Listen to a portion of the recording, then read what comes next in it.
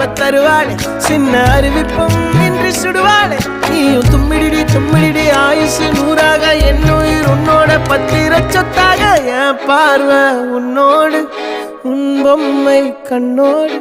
பேசாமல் விண்ணோடு நாம் மிதந்து போவோம் காதாரா அடியாளோ நான் தாங்க